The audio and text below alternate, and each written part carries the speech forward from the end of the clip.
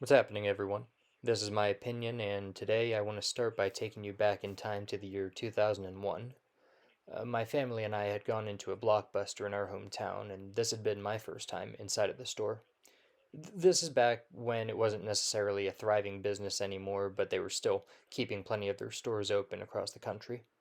I had been wandering some of the aisles, and I'd come across this one movie. I looked over and I saw this very strange dinosaur looking creature on the box. It was, in my very young 5 or 6 year old brain, it looked like a very tall stegosaurus standing on its hind legs and with some very weirdly shaped uh, dorsal spines. And at this point, I was just barely able to really read words. It said Godzilla, and that stuck with me.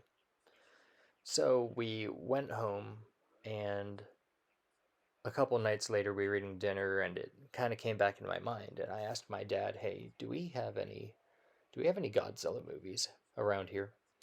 And he thought for a second, and he said, "Yeah, I think we do." So we went over to the living room. He had rifled through some of the VHSs we had, and he pulled out this very, very, very awesome looking VHS box. It was green on the sides and it had this gigantic reptilian eye on the front. And I still have this VHS to this day. But it was very plainly Godzilla. So later that night, I'd gotten permission to watch this movie. I popped into the VHS and I knew what to look for.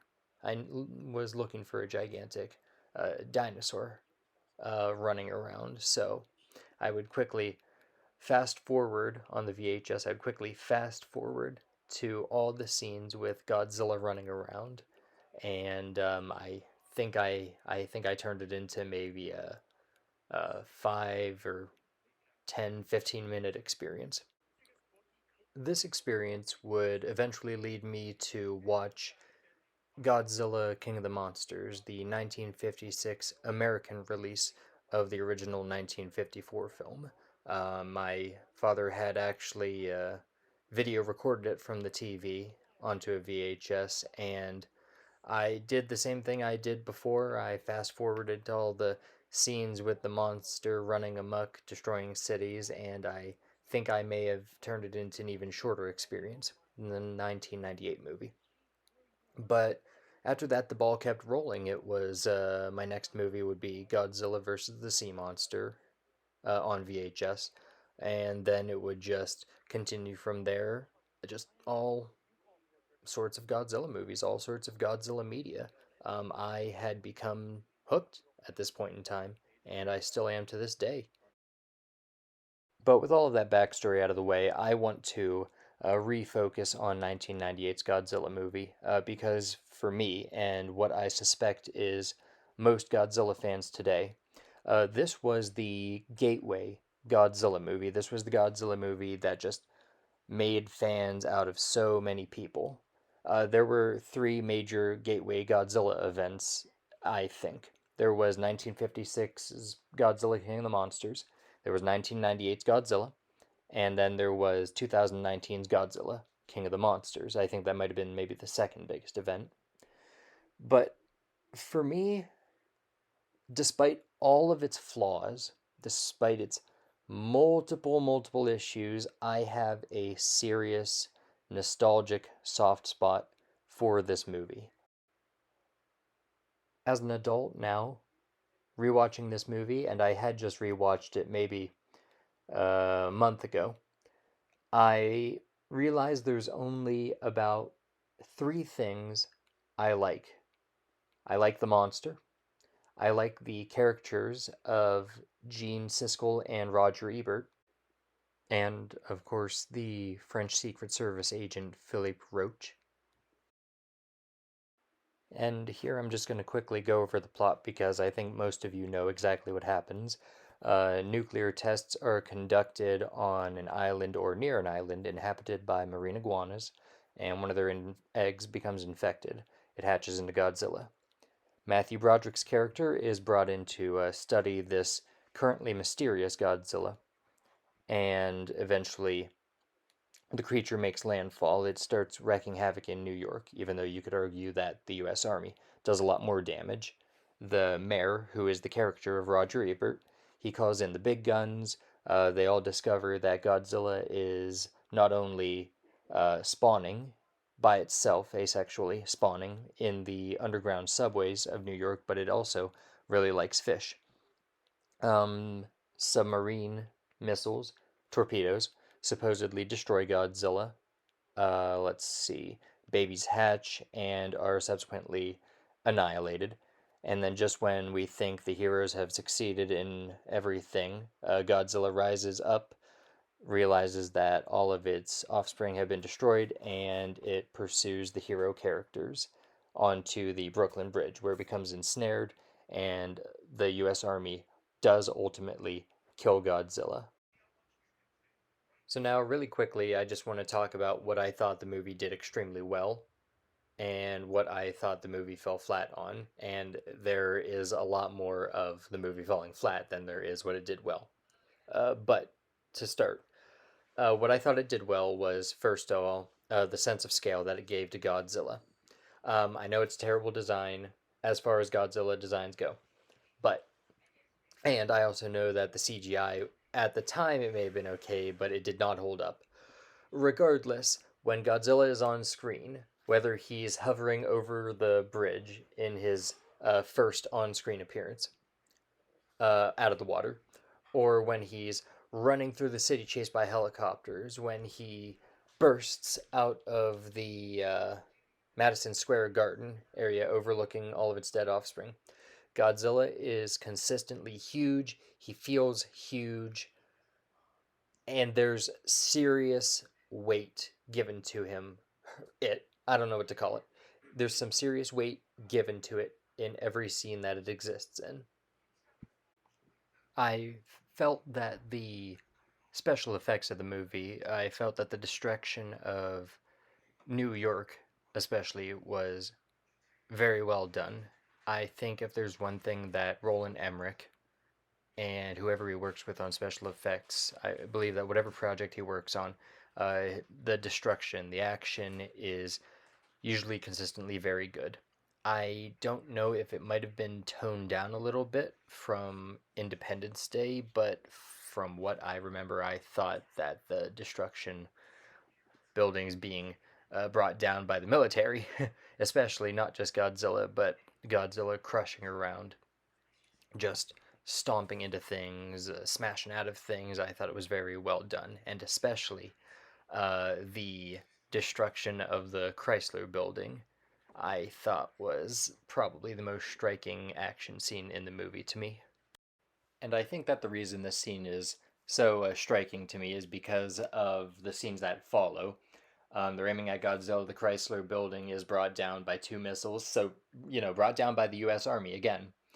And one Army officer exclaims that it was a negative impact. And then it switches to the control room where Mayor Ebert, the Roger Ebert caricature, he responds that it wasn't just a negative impact, it was the goddamn Chrysler building they were talking about.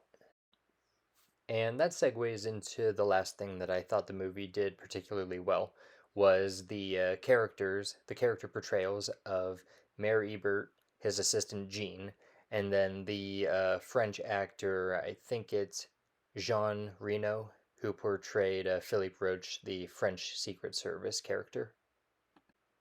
I'm under the impression that every time Godzilla is off the screen and any three of these characters are on screen, that the movie is also a good time. So now we can talk about the negatives of this movie, and there are plenty of them, so I'm just going to rattle them off real quick. First and most obvious is the monster design. It just is as far away from an appealing Godzilla as you can get. It doesn't even subvert your expectations in a good kind of way. They just put an iguana on its hind legs, have it run around the city, and they call it Godzilla. I just don't think it was an appropriate direction to go. Years prior, there was a different design for Godzilla submitted that Toho probably would have been much more willing to agree to. It was standing upright. It had a much more just Godzilla that appearance. It was probably a cross between Showa and Heisei, actually, and it had much more, it had much more traditional dorsal spines. The second most obvious issue with this film are the human characters and their acting. Um, just about every Godzilla movie portrays its human characters very well. Uh, Sympathetic, easy to root for. You don't get that with most of these people. You don't get this with Matthew Broderick's character. You don't get this with his ex reporter girlfriend. You don't get it with most of the military figures, minus the three characters that I'd mentioned, Jean, Mayor Ebert, uh, Philippe Roach. None of the characters in this film, for an instant, made me care about them, made me interested in them, and at some points in time, like the biologist's ex girlfriend, sometimes I couldn't stand the characters. So another glaring issue with this film is the U.S. Army's ability to bring down Godzilla in the end of the movie with nothing more than a few missiles shot into its sides while it's ensnared on the Brooklyn Bridge. I'm not too hung up on this issue. It is silly to have Godzilla, a namesake like Godzilla, brought down by just a couple of missiles. Um, my thought ultimately is, while it's stupid, while it's silly, while it could be downright an insult to the name, they had to bring down the monsters some way. I'd mix it into a bigger issue, which is just the plot overall, and of course, again, the portrayal of the Godzilla entity character. Um, I also can't really fall on to the criticism that it's kind of like a glorification of the military might of the US. Because throughout this film, as you can tell, they're doing a lot more destruction than Godzilla, even. So it's more of the movie is also a parody or a satire on the conduct of the domestic US Army, the National Guard. There are a lot of other problems and flaws with this film. Big ones that I didn't cover, definitely small, intricate ones like behind the scenes that I did not cover. But I want to move past all of that, and I just want to talk again about what this movie means to me. And I'm sort of reiterating from the start, but this movie, again, it's the movie that got me started with Godzilla appreciation. It is my gateway Godzilla film. It is the film that I and a lot of other people owe to our continued dedication to the Godzilla fandom. Would it have been better if the Godzilla name wasn't attached? Yes. In fact, I believe it could have been considered one of Roland Emmerich's best films, up there with Independence Day, if the Godzilla name was not attached. It could have been a phenomenal, stand by itself kaiju film. But the fact of the matter is, it is Godzilla, and it has been adopted into the franchise. I believe that it's a popular opinion in the fandom that there is no Godzilla film that deserves to be hated or called the worst of any kind of movie. I believe that the worst criticism people in the fandom might ever walk away with in a Godzilla film is that it was just very disappointing. It did not meet the expectations that you had for a Godzilla film. I don't think that anybody would have walked away from, let's say, Godzilla Raids Again, or versus Space Godzilla, or versus Megaguirus, and say that it was an awful trash film, that they hated that movie through and through. I think that, as with the case of 1998, there are, even in the lowest quality or the least liked Godzilla films, there are moments that are Godzilla that make you happy that you came into the film or stuck around to see it through to see those moments.